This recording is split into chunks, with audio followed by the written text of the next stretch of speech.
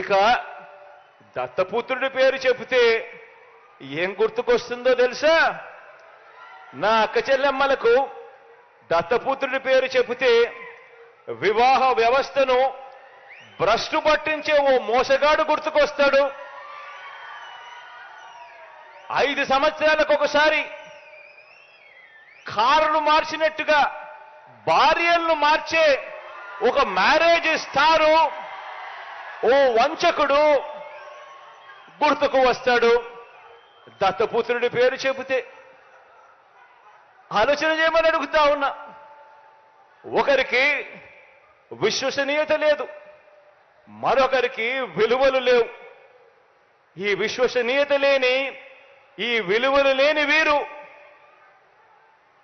ఈ విశ్వసనీయత లేని, ఈ విలువలు లేని వీరు 3 పార్టీలుగా ఇవాళ కూటమిగా ఏర్పడి, 3 పార్టీలుగా కూటమిగా ఈరోజు ఏర్పడి, ఈరోజు మీ బిడ్డ మీదకి యుద్ధానికి వస్తున్నారు. కాదు కాదు, మీ బిడ్డ మీదికి రాదు, మీ బిడ్డ మీదికి కాదు యుద్ధానికి వీళ్ళు వచ్చేది.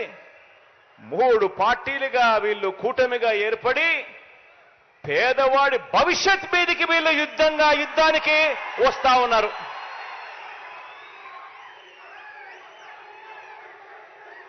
ఇదే ముగ్గురు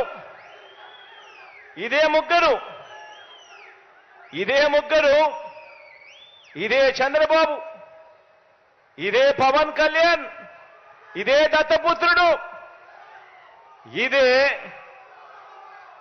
బీజేపీతోనే కలిసి 2014లో కూడా ఇప్పుడు చెప్తా ఉన్న మోసపూరిత వాగ్దానాలు మాదిరిగానే 2014లో కూడా ఇదే మాదిరిగా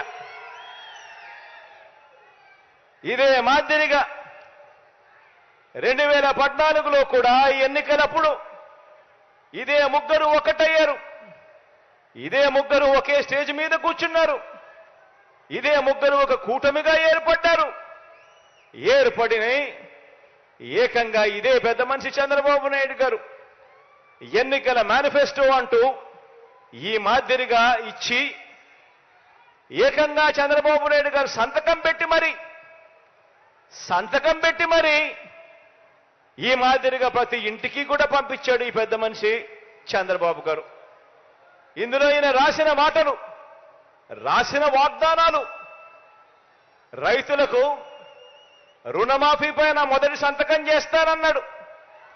87,612 కోట్ల రూపాయల రైతుల రుణాలు మాఫీ చేస్తానని చెప్పి ఎగనామం పెట్టాడు. పొదుపు సంఘాల రుణాలు పూర్తిగా రద్దు చేస్తానన్నాడు. ఏకంగా 14,205 కోట్ల రూపాయలు నా అక్క చెల్లెమ్మలను అడ్డగోలుగా మోసం చేశాడు. మహిళా రక్షణకు ఉమెన్ ప్రొటెక్షన్ ఫోర్స్ ఏర్పాటు చేస్తామన్నారు. మహిళా రక్షణకు ఉమెన్ ప్రొటెక్షన్ ఫోర్స్ కథ దేవుడెరుగు. విజయవాడ నగరంలో ఏకంగా కాల్ మనీ సెక్స్ రాకెట్ నడిపించారు. ఆడబిడ్డ పుట్టిన వెంటనే మహాలక్ష్మి పథకం కింద 25,000 రూపాయలు ప్రతి అక్క చెల్లెమ్మ కుటుంబ ఖాతాల్లోకి వేస్తాను.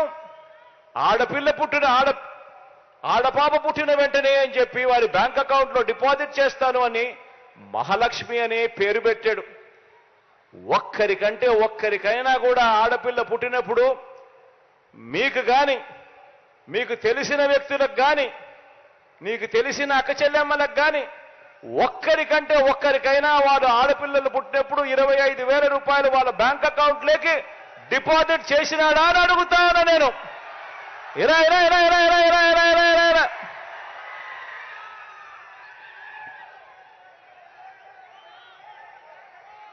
ఇంటికో ఉద్యోగం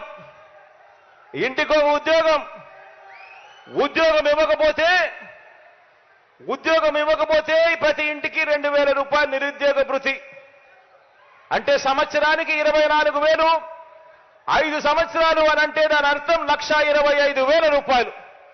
ఒక్కరికైనా ఇచ్చాడా అని అడుగుతా ఉన్నా నేను మిమ్మల్ని అందరినీ కూడా. ఇలా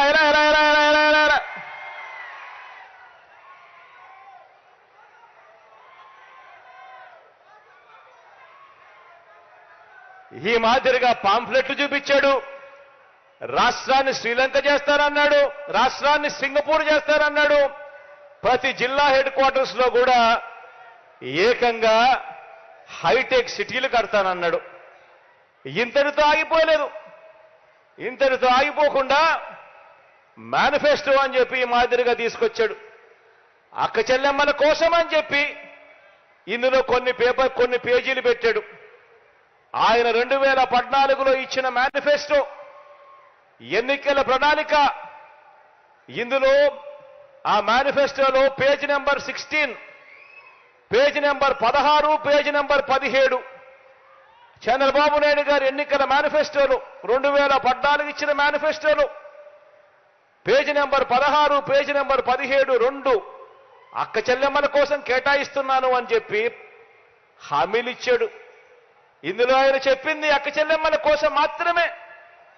నేను మచ్చుకు కేవలం అక్క చెల్లెమ్మల కోసం ఆయన చెప్పిన 9 హామీలను మీకు అక్క చెల్లెమ్మలతో పంచుకుంటా. ప్రతి అక్క చెల్లెమ్మను నేను గమనించమని అడుగుతా ఉన్నా. 2014లో ఇదే ముగ్గురు కలిసి మీటింగులు పెట్టి ఇచ్చిన హామీల పరిస్థితి ఏమిటి అని ఒక్కసారి ఆలోచన చేయమని అడుగుతా ఉన్నా. మద్యం బెల్ట్ షాపులను రద్దు చేస్తూ తెలుగుదేశం పార్టీ అధికారంలోకి రాగానే రెండో సంతకం చేస్తుంది అన్నాడు. పొదుపు సంఘాలు రుణాలు అధికారంలోకి రాగానే రుణమాఫీ చేస్తామన్నారు. పుట్టిన ప్రతి ఆడబిడ్డకు మహాలక్ష్మి పేరుతో 25,000 రూపాయలు బ్యాంకుల్లో డిపాజిట్ చేస్తామన్నారు. పండంటి బిడ్డ పథకం ద్వారా పేద గర్భిణీ స్త్రీలకు 10,000 రూపాయలు అందజేస్తామన్నారు. పేద మహిళలకు స్మార్ట్ సెల్ ఫోన్లు ఉచితంగా ఇస్తామన్నారు. సంవత్సరానికి ఒక్కో కుటుంబానికి 12 వంట గ్యాస్ సిలిండర్లు, ఒక్కొక్క గ్యాస్ సిలిండర్ల మీద 100 రూపాయలు సబ్సిడీ. అంటే సంవత్సరానికి 1,200 రూపాయలు సబ్సిడీ, 5 ఏళ్లలో 6,000 రూపాయలు సబ్సిడీ ఇస్తామన్నారు. హై స్కూల్లో చదువుతా ఉన్న పిల్లలకు ఉచితంగా సైకిళ్లు పంపిణీ చేస్తామన్నారు. మహిళా పారిశ్రామికవేత్తలను ప్రోత్సహించేందుకు కుటీర లక్ష్మి అనే పథకం తీసుకువచ్చి ఆర్థిక స్వావలంబన ఇస్తామన్నారు. ఇవన్నీ కూడా మహిళా ప్రొటెక్షన్ ఫోర్స్, ఇవన్నీ కూడా కేవలం అక్క చెల్లెమ్మలకు సంబంధించిన 9 పథకాలకు సంబంధించిన అంశాలు. నేను అడుగుతా ఉన్నా, ఇందులో ఏ ఒక్కటైనా కూడా చంద్రబాబు అనే వ్యక్తి ఆయన ముఖ్యమంత్రి అయిన తర్వాత 2014 నుంచి 2019లో ఆయనతో పాటు ఆయన దత్తపుత్రుడితో పాటు ఈ బీజేపీ ఇదే మాదిరిగా ముగ్గురు కలిసి ఫోటోలు దిగి ఇదే మాదిరిగా చంద్రబాబు నాయుడు గారు మేనిఫెస్టో రిలీజ్ చేసి ఆయన సంతకాలు పెట్టి ఇంటింటికి పంపించాడు. ఒక్కటంటే ఒక్కటైనా కూడా చేశాడా అని అడుగుతా ఉన్నా మిమ్మల్ని అందరినీ. 2 చేతులు ఇలా పైకెత్తాల, ఇలా ఇలా ఇలా ఇలా ఇలా ఇలా ఇలా ఇలా ఇలా ఇలా ఇలా ఇలా ఇలా ఇలా. మరి నేను మిమ్మల్ని అందరినీ అడిగేది ఒక్కటే, ఇంతటి దారుణంగా మోసం చేస్తా ఉన్న ఈ వ్యక్తులకు, ఇంతటి అన్యాయంగా మోసం చేస్తా ఉన్న ఈ వ్యక్తులకు, ఇలాంటి వ్యక్తులకు మనం మళ్ళీ వచ్చే ఎన్నికల్లో మళ్ళీ మనల్ని మోసం చేస్తూ, మళ్ళీ రంగురంగుల మేనిఫెస్టో అని చెప్పి పేర్లు చెబుతూ, మళ్ళీ మోసం చేసేందుకు ప్రతి ఇంటికి కూడా కేజీ బంగారం ఇస్తామని చెబుతూ, మళ్ళీ మోసం చేసేందుకు ప్రతి ఇంటికి బెంజ్ కారు కొనిస్తామని వాళ్ళు చెబుతూ, మళ్ళీ ఇలాంటి మోసాలన్నీ చేస్తూ, మళ్ళీ రంగురంగుల మేనిఫెస్టో వీళ్ళు ఇస్తే, ఇలాంటి మోసాలను నమ్మడం ధర్మమేనా, న్యాయమేనా అని అడుగుతా ఉన్నా. నేను ఆలోచన చేయమని అడుగుతా ఉన్నా. మీ బిడ్డకు చంద్రబాబు నాయుడు గారి ప్రభుత్వానికి తేడా గమనించమని అడుగుతా ఉన్నా. మీ బిడ్డ ఒకవైపున మేనిఫెస్టో అనేది చెబితే 2019లో ఒక మేనిఫెస్టో అని చెప్పి రిలీజ్ చేస్తే ఆ మేనిఫెస్టోను ఒక బైబిల్గా, ఒక భగవద్గీతగా, ఒక ఖురాన్గా భావిస్తూ ఏకంగా 99% హామీలు అమలు చేసి మీ దగ్గరికి వచ్చి మళ్ళీ మీ ఆశీస్సులు అడుగుతా ఉన్న మీ బిడ్డ ఒకవైపున ఉంటే, మరోవైపున పచ్చి మోసగాళ్ళు, పచ్చి దగాకోర్లు, పచ్చి మాయా మాంత్రికులు మరోవైపున ఉండి యుద్ధం జరుగుతూ ఉంది. ఆలోచన చేయమని అడుగుతా ఉన్నా. ఈ యుద్ధంలో మీ బిడ్డకు మోసం చేయడం చేత కాదు, మీ బిడ్డకు అబద్ధాలు చెప్పడం అంతకన్నా చేత కాదు.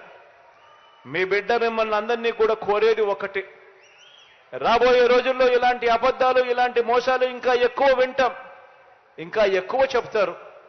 బహుశా మీ బిడ్డ ఇచ్చే మేనిఫెస్టో